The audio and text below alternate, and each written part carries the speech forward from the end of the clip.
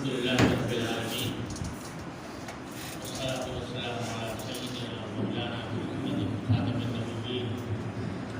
و امام المرسلین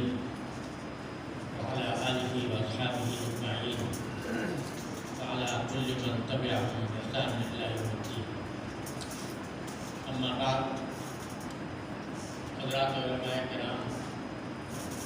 السلام علیکم ورحمۃ اللہ تعالی وبرکاتہ۔ الحمدللہ آج کی مجلس میں آپ سب حضرات نے جن اعلیٰ عزائم کا اور اپنے بہترین جذبات کا اظہار فرمایا ہے، وہ ہم سب کے لیے باعث اطمینان بھی ہے، باعث مسرت بھی ہے، اور انشاءاللہ وہ اس بات کا پیش خیمہ بھی ہے کہ اللہ تبارک و تعالیٰ کے فضل و کرم سے جس مقصد کے تحت مدارس دینیہ قائم ہیں اور جس مجمع نظر کے تحت وفاق المدارس عربیہ چل رہا ہے، انشاءاللہ وہ اس میں ہمیشہ کامیاب رہے۔ یہاں میں 2-3 باتیں عرض کرنا چاہتا ہوں جو ہمیں اس موقع پر یاد رکھنی چاہیے۔ پہلی بات یہ ہے کہ آج مجلس عاملہ کی طرف سے یہ طے کیا گیا ہے کہ جو نئے بورڈ بنے ہیں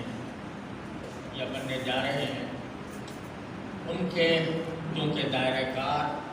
ان کے اہداف مختلف ہیں، لہذا وفاق المدارس عربیہ سے ان کا اظہار انہوں نے خود ختم کر لیا ہے اور اس حیثیت کو وفاق نے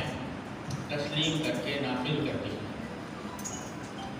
انشاءاللہ اس فیصلے میں اللہ تبارک و تعالیٰ برکت ڈالیں گے۔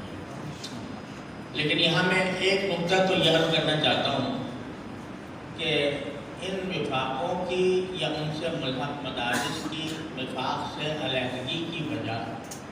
کوئی رقابت نہیں ہے۔ یہ نہیں ہے کہ ان سے کوئی ہماری دشمنی ہے، یہ نہیں ہے کہ ان کے ساتھ ہم کوئی زیادتی کا معاملہ کر رہے ہیں، بلکہ در حقیقت مدارس دینیہ کی جو اصل بنیاد ہے، اس بنیاد کی بنا پر یہ فیصلہ کیا گیا۔ بنیاد یہ ہے کہ الحمدللہ آپ سب جانتے ہیں کہ ہماری اصل روح جو ہے وہ دارالعلوم دیوبند سے شروع ہوئی تھی، اور اللہ تبارک و تعالیٰ کے فضل و کرم سے اسی کی شاخیں ہیں جو 4 ٹانگیں عالم میں پھیلی ہوئی ہیں۔ اس کی بنیاد اس مسئلے پر نہیں تھی کہ معاشرے میں ہمیں کیا سمجھا جاتا ہے یا معاشرے میں ہمیں کیا مقام ملتا ہے۔ ان کی بنیاد صرف ایک بات پر تھی کہ اللہ تبارک و تعالیٰ کس سے راضی ہوتا ہے۔ اس بنیاد کے اوپر مدارس قائم ہوئے تھے۔ دارالعلوم دیوبند کے تمام اساتذہ کرام، تمام اکابر،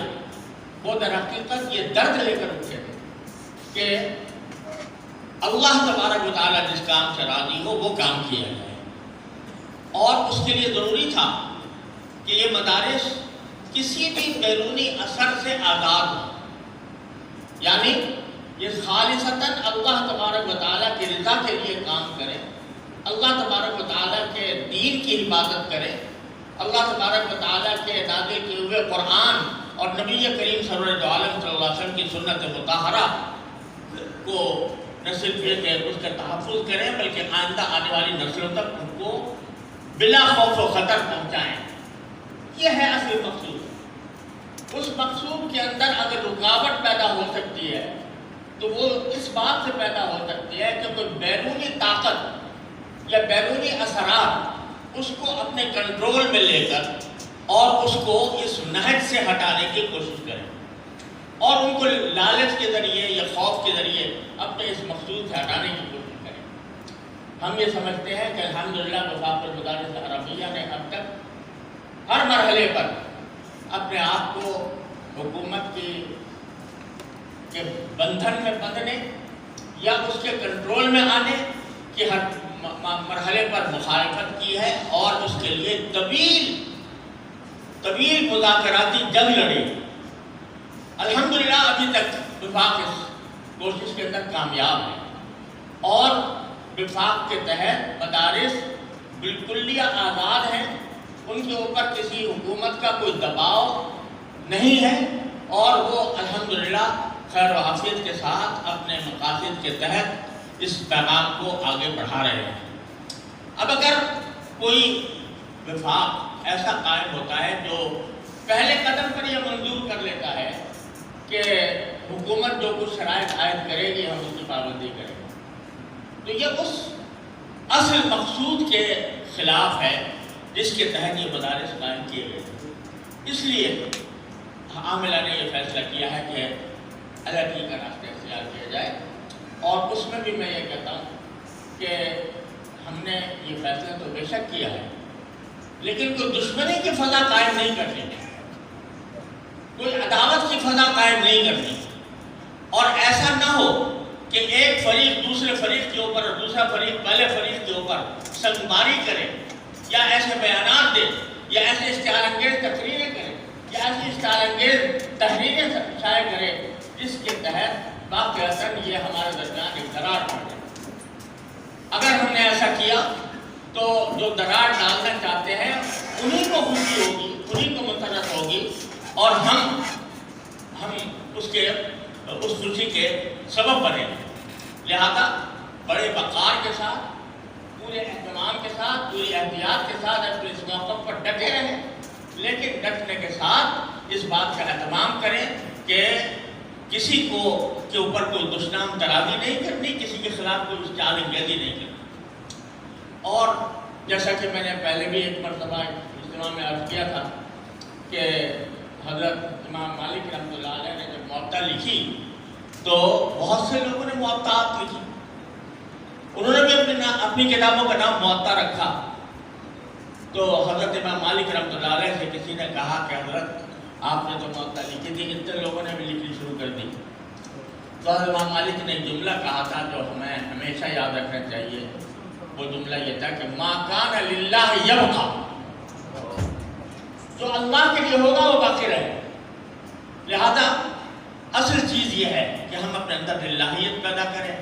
اخلاص پیدا کریں، اور خالص اللہ اور رسول کی صلی اللہ علیہ وسلم کی رضا کی خاطر ہم اپنی خدمات انجام دیں، اور دوسروں سے